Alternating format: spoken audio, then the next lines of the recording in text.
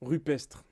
C'est les peintures rupestres sur les murs des grottes, tout ça, là, d'anciennes civilisations. Et là, pour le coup, aujourd'hui, on va remonter dans le passé, ouais. Bonjour tout le monde, comment ça va? Écoutez, aujourd'hui, je suis très content de vous retrouver parce qu'on va encore parler d'un sujet qui est incroyable. Vraiment, la vidéo promet d'être dingue. Je fais une petite parenthèse sur la vidéo de la semaine dernière qui vous a apparemment énormément plu. Hein, à l'heure où j'écris et tourne cette vidéo, elle doit être à peu près à 900 vues. Donc je suis très content vraiment de la performance qu'elle a fait. Vraiment, je suis très heureux. Donc merci beaucoup. Donc, aujourd'hui, on va plonger loin, loin, loin, loin, loin dans le passé. On va se tourner vers le point le plus sombre du ciel. Et donc, on regarde aujourd'hui le champ profond de Hubble. Hop, hop, hop, hop, hop. Avant tout, on va remettre dans le contexte. Hein. J'aime bien faire ça. À chaque fois, on remet dans le contexte. Donc là, on remet encore une fois dans le contexte. Bon, alors déjà, c'est quoi Hubble? C'est facile. C'est un télescope spatial. Donc vraiment, quoi, la technologie d'un télescope, mais dans l'espace, tout simplement. Donc vraiment, c'est une grosse boîte de conserve de 6 mètres par 3 avec quelques miroirs à l'intérieur qui nous permet d'observer des objets lointains. En bonne résolution en plus. Non, plus sérieusement, c'est un télescope qui utilise déjà la technologie casse-grain, qui a donc ce schéma d'optique. C'est un schéma d'optique qui est plutôt simple et qui en fait permet d'éviter plutôt pas mal de problèmes. Il a un miroir de 2,4 mètres de diamètre, qui lui permet de capter énormément de lumière en fait. Et donc, vous le savez, plus il y a de lumière qui rentre, plus on peut voir loin, enfin plus on peut voir des choses sombres. Donc, plus on peut voir d'objets différents. Alors certes, le miroir de Hubble fait que, entre guillemets, 2,4 mètres, donc il est bien plus petit que les miroirs qu'il y a dans les télescopes terrestres, qui eux peuvent parfois atteindre une dizaine de mètres, mais sachant que Hubble est dans l'espace, il a aucune pollution lumineuse, et aucun voile atmosphérique, donc l'air qui a au-dessus de lui, enfin, il n'y a pas au-dessus de lui du coup, ne le gêne pas, quoi. En gros, il est au-dessus de l'air, et au-dessus de la pollution lumineuse. Donc, il peut voir énormément de choses. Il a un super ciel, quoi, en gros. Évidemment, hein, comme vous vous en doutez, il est équipé de plein de caméras et d'outils de mesure différents. Mais les plus importants sont la caméra à large champ, la caméra ACS et la caméra spectromètre STIS. Alors, il a aussi d'autres outils, mais on va dire que c'est les plus importants. Il peut observer dans plusieurs domaines de la lumière, donc la lumière visible, entre 400 et 800 nanomètres, celle qu'on connaît, les ultraviolets, les infrarouges, etc. Ce qui donc permet de voir beaucoup plus de choses, parce que le rayonnement infrarouge, nous, humains, on peut pas le voir. Lui, il peut, donc il peut voir plus d'objets. Pareil pour l'ultraviolet. Enfin bref, il est bien performant le Gugus, quoi. Il a été mis en orbite terrestre à 600 km d'altitude le 24 avril 1990, mais il n'a pas été performant tout de suite. En vrai, au départ, il a eu pas mal de problèmes. Il y a eu beaucoup de missions pour aller les réparer, donc vraiment des humains qui sont partis pour aller réparer le télescope. Mais le 28 décembre 1995, après 10 jours d'exposition à un endroit bien précis dans le ciel, il nous donne cette image. Et là, nous avons le champ profond de Hubble. Mais avant d'expliquer ce que c'est, on va expliquer ce qu'est une seconde d'arc, car c'est hyper important en physique et en astrophysique. La minute d'arc, la seconde d'arc, etc., etc. Je vais vous expliquer ce que c'est. Alors, tout simplement, une seconde d'arc, c'est un moyen de mesurer un angle. Mais un angle tout petit, tout petit, tout petit. Parce que vous le savez tous, pour mesurer un angle de base, on utilise les degrés. Hein. Donc dans un cercle, il y a 360 degrés. Ça fait un tour complet. Et prenez un degré de ce cercle, divisez-le par 60, et là vous avez une minute d'arc. Donc dans un degré, il y a 60 minutes d'arc. Ensuite, c'est tout con. Prenez une minute d'arc, divisez-la par 60 et vous avez une seconde d'arc. Donc dans une minute d'arc, il y a 60 secondes d'arc. Donc là, vraiment, une seconde d'arc, c'est un degré divisé par 3600. Donc c'est pas beaucoup. Après, on peut aller encore plus petit. Dans une seconde d'arc, il y a 60 tierces d'arc. Et dans une tierce d'arc, il y a 60 quarts d'arc. Après là, vraiment, on est sur des angles qui sont tellement minuscules, on utilise un peu plus rarement. Mais donc voilà, une seconde d'arc, c'est égal à 0,0002 degrés.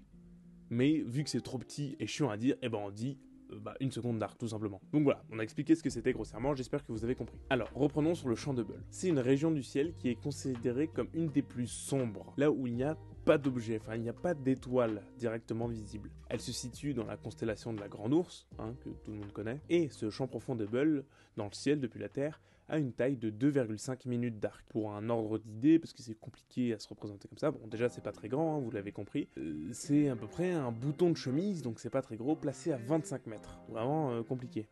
Ou alors un chat d'une aiguille, donc le petit trou au bout d'une aiguille, placé à bout de bras, Et bah le petit trou de l'aiguille, et bah ça équivaut à peu près la taille du champ profond d'Hubble ou à 2,5 minutes d'arc.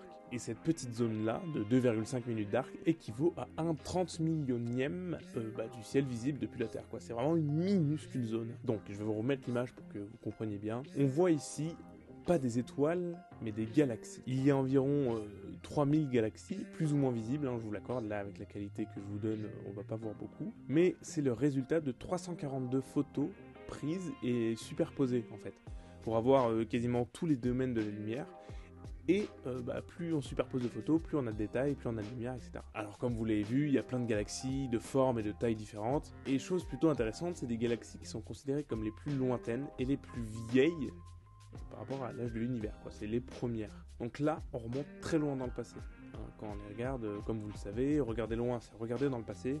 Là, on remonte vraiment très très loin. Et en fait, en regardant des choses comme ça, la forme de ces galaxies, leur composition, si on y arrive, ça peut nous montrer un peu comment était le début de l'univers. Vraiment, comment ça a commencé, toutes ces conneries. On peut aussi avoir une estimation du nombre de galaxies dans l'univers. Et bah oui, avec cette image qui compte environ 3000 galaxies, sachant que cette image équivaut à 1/30 millionième du ciel, on multiplie 3000 par 30 millions et on a 90 milliards de galaxies, dans lesquelles, je vous rappelle qu'il y a des centaines de milliards d'étoiles et de planètes.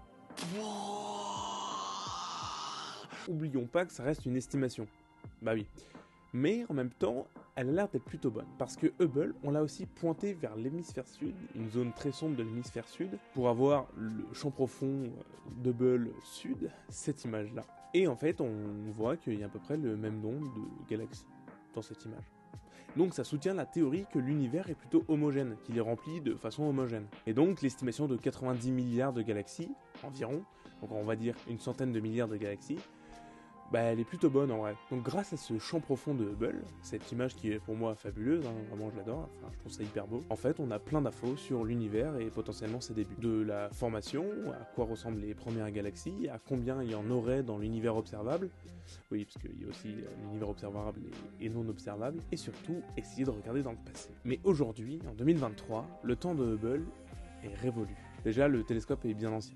Il commence à avoir pas mal de problèmes. Il n'y a pas beaucoup de temps, il a eu un gros problème logiciel. Il fallait tout initialiser et tout. Enfin bref, c'était un peu un bordel pour faire en sorte qu'il continue de marcher. Sauf que par chance, on a un nouveau télescope spatial. Et ouais, maintenant et depuis peu, on a celui-là, le James Webb Telescope. Lancé en 2022 avec son miroir de 6,5 mètres de diamètre, donc 3 fois plus gros que celui de Hubble, il nous a filé plein d'images magnifiques. Regardez ça, entre supernova, nébuleuses et galaxies, vraiment, il nous régale. Alors lui, Webb, il est pas en orbite terrestre. Et non, il est au point L2 de Lagrange, qui se situe ici sur les points de Lagrange. Alors là, vous allez rien comprendre, je vous expliquerai les points de Lagrange dans une autre vidéo parce que c'est incroyable. Mais il est situé au point L2 de Lagrange, qui fait qu'il est constamment dans l'ombre de la Terre. Donc niveau pollution lumineuse, on est à 0. Je vous ai dit qu'avec Hubble, il avait pas de pollution lumineuse. En vrai, j'ai menti un peu. Déjà, il y a la Terre, qui est à côté et qui fait chier.